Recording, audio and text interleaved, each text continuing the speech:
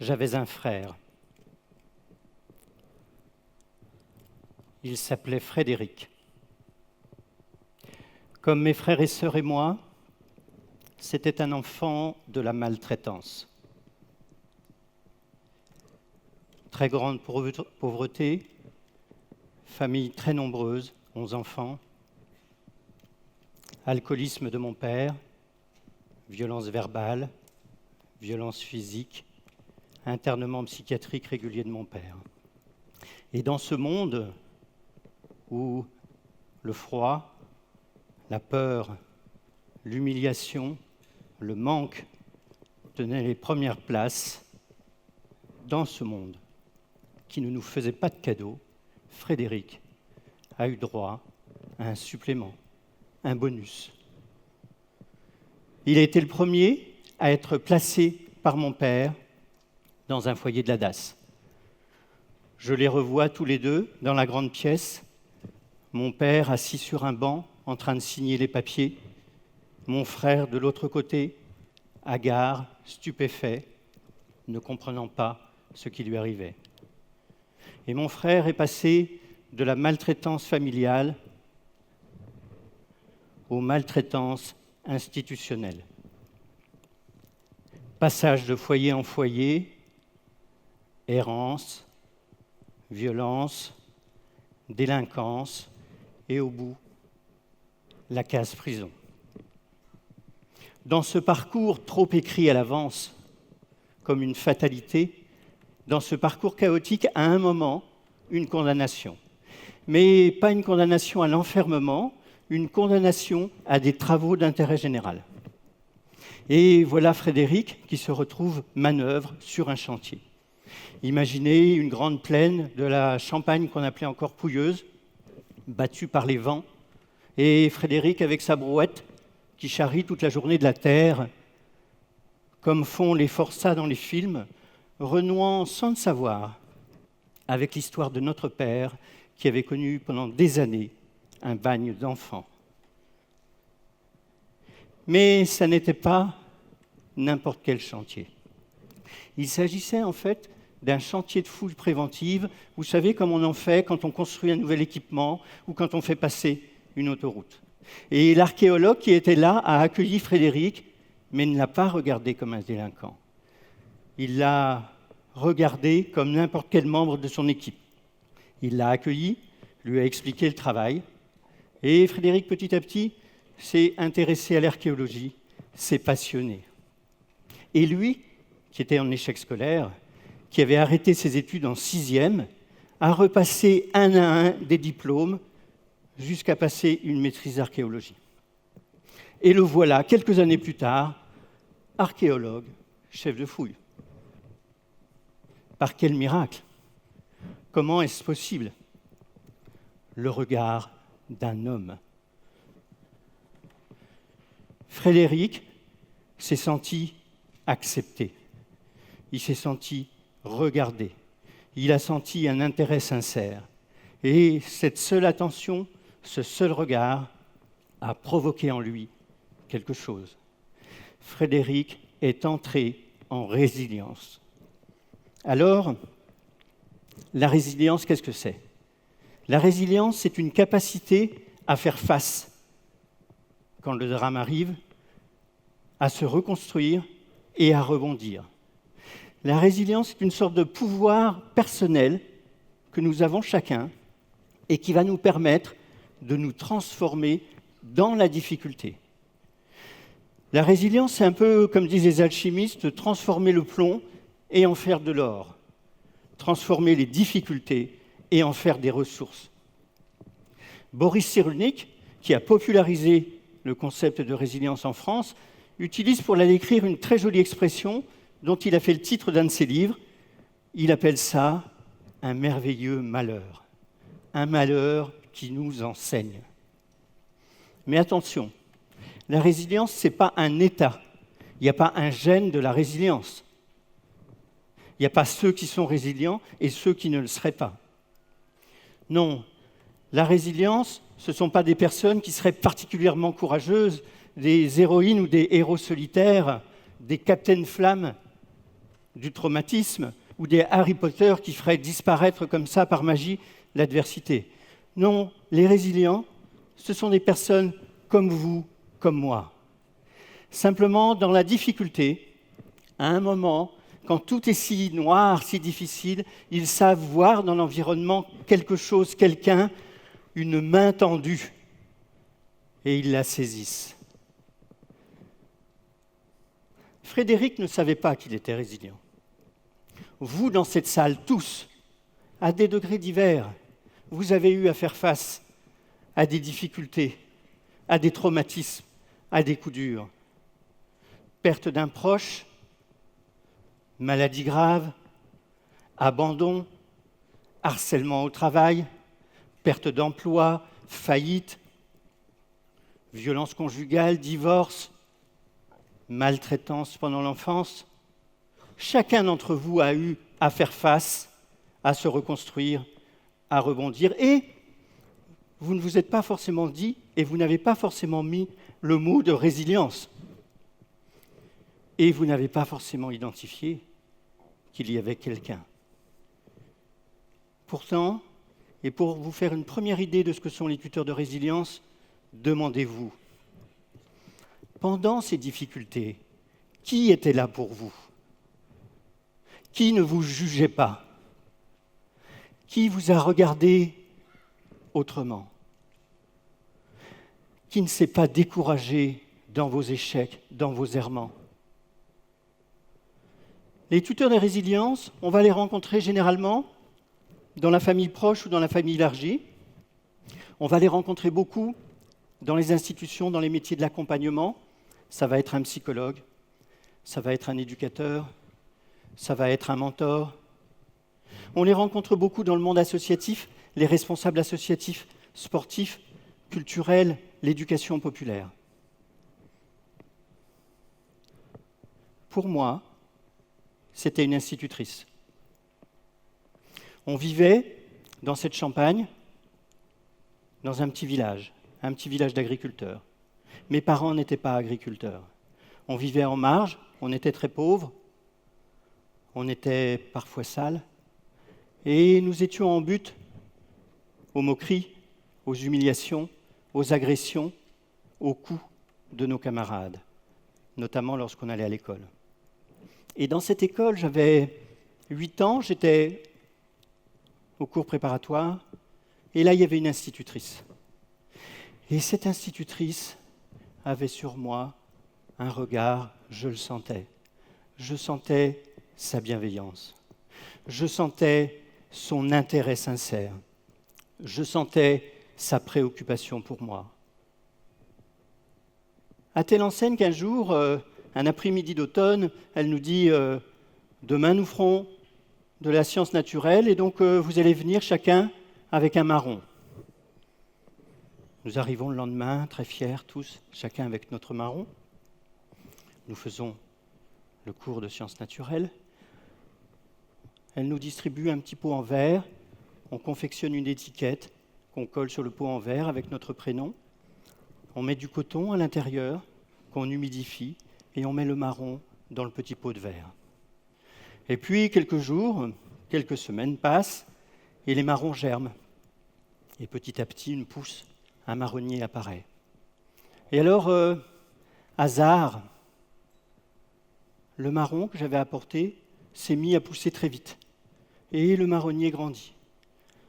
L'institutrice me dit « Patrick, ton marronnier, il grandit. C'est super, mais il va bientôt être trop grand pour le pot. Je vais le planter dans mon jardin, qui était attenant à l'école communale. » Quand elle me dit ça, j'ai d'abord eu une interrogation.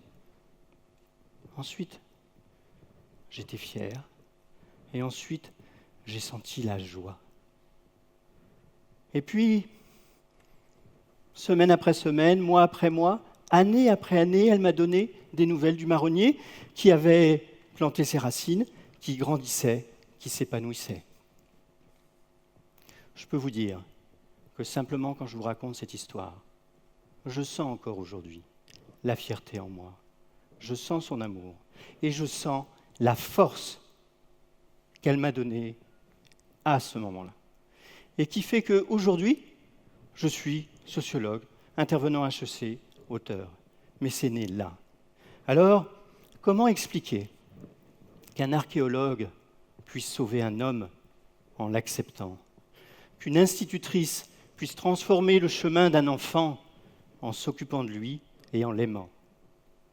Eh bien, pour comprendre le mécanisme qui est à l'œuvre dans le processus et chez les tuteurs de résilience, je vous propose de repasser par une expérience. Une expérience scientifique qui est réalisée aux États-Unis en 1968.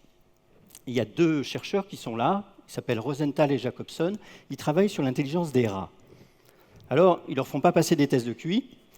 Pour travailler sur l'intelligence des rats, en fait, on fait un labyrinthe, on met un fromage, on fait courir les rats, et puis on voit le temps qu'ils mettent pour trouver le fromage. Ils prennent 12 rats. Ils les séparent de manière totalement aléatoire en 2 groupes de 6 rats.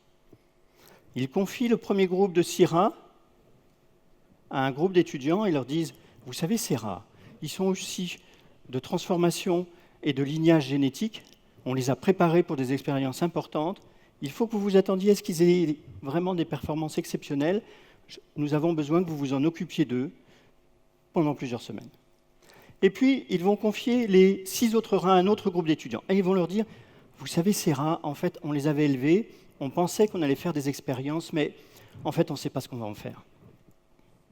Ils ne sont pas en très bonne santé, ce serait bien que vous vous en occupiez.